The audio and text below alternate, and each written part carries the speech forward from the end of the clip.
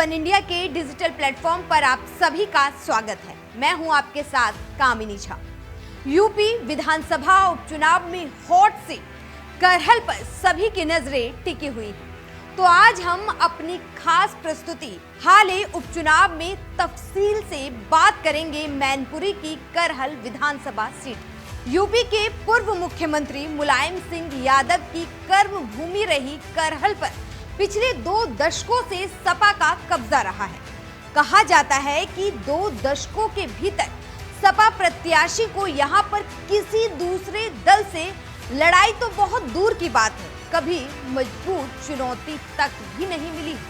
ऐसे में बात अब थोड़ा सा पीछे होते हुए करते हैं, जब करहल में कमल खिला था। 80 के दशक की बात करें तो 80 के दशक में उत्तर प्रदेश की राजनीति में फलक पर चमक रहे मुलायम सिंह यादव के नजदीकी दोस्त दर्शन सिंह यादव के साथ सियासी बिसात पर दूरियां भी पनपनानी शुरू हो गई थी। राजनीतिक महत्वाकांक्षाओं के चलते 1989 में जिला परिषद के चुनाव में दर्शन सिंह यादव ने कांग्रेस का दामन थाम लिया और फिर जसवंत नगर से मुलायम के खिलाफ चुनाव लड़ते हुए नजदीकी मुकाबले में हार गए। इस बीच उन्होंने भाजपा का दामन थाम लिया और 1998 में दर्जा प्राप्त राज्य मंत्री बनाए गए। साल 2000 में करहल से विधायक बाबू सिंह यादव के निधन की वजह से सीट पर उपचुनाव हुआ और सपा ने उनके बेटे अनिल कुमार को मैदान में उतार दिया, जबकि बीजेपी ने दर्शन सिंह के भाई सोबरन को टिकट दिया। वो अलग बात है कि बीजेपी ये उपचुनाव हार गई, लेकिन 2002 के उपचुनाव में करहल में बड़ा उलटफेर हो गया और बीजेपी के सोबरन सिंह यादव ने कमल खिला दी।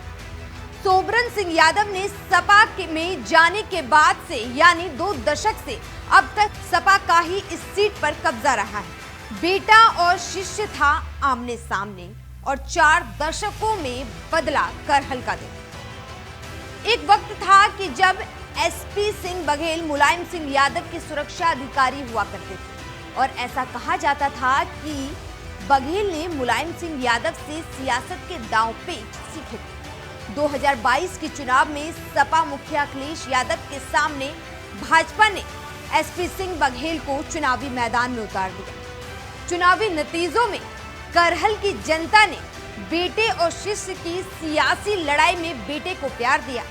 वहीं परिसीमन के बाद 1956 में अस्तित्व में आई करहल सीट पर 4 दशकों में अलग अलग राजनीतिक दलों के साथ दिल बदलता रहा। शुरुआत के दौर में कांग्रेस को जीत नसीब हुई।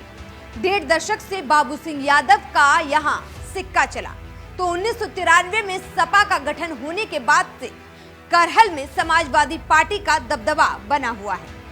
करहल की जनता दिल में आती है, दिमाग में नहीं। ये बात मैं क्यों कह रही हूँ, मैं आपको आगे बताती। करहल की जनता के साथ सैफई परिवार का व्यक्तिगत रिश्ता होने की वजह से कह सकते हैं कि यहाँ की आवाम दिल में तो आती है लेकिन दिमाग में नहीं। और शायद यही वजह रही कि करहल का सामाजिक समीकरण और केमिस्ट्री पिछले 2 दशकों से भाजपा का माहौल नहीं बना सका और यही उसके लिए सबसे बड़ी चुनौती भी है।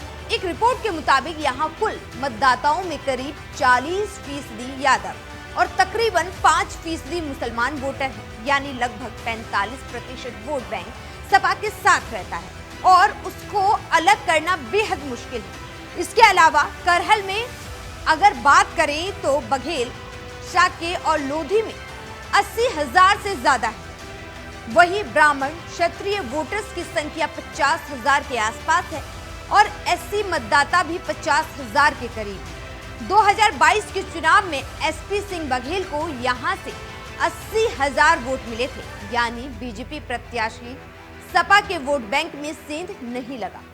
सपा के मैदान में तेज तो बीजेपी से नाम का वेट। समाजवादी पार्टी की ओर से तेज प्रताप यादव को करहल सीट से प्रत्याशी बनाया गया है, जबकि भाजपा से उम्मीदवार के नाम की घोषणा होने का इंतजार है। हालांकि बीजेपी की ओर से करहल सीट पर सपा सांसद धर्मेंद्र यादव की सगी बहन संध्या यादव के पति अनुजेश यादव का नाम तेजी के साथ आगे चल रहा है।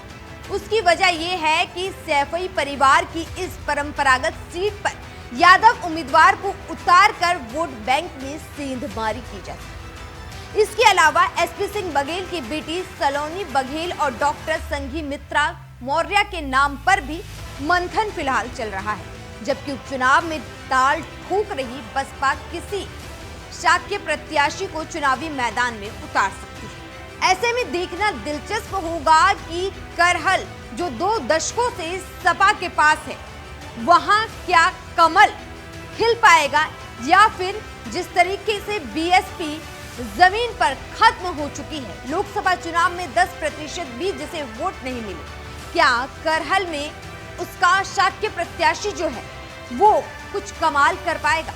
ये देखना अपने आप में दिलचस्प हो। फिलहाल आपके लिए ये खबर लिखी थी हमारे साथी मोहसिन खान ने। मुझे दीजिए इजाजत और इस मुद्दे को लेकर आपकी क्या राय है हमें कमेंट बॉक्स में जरूर बताएं।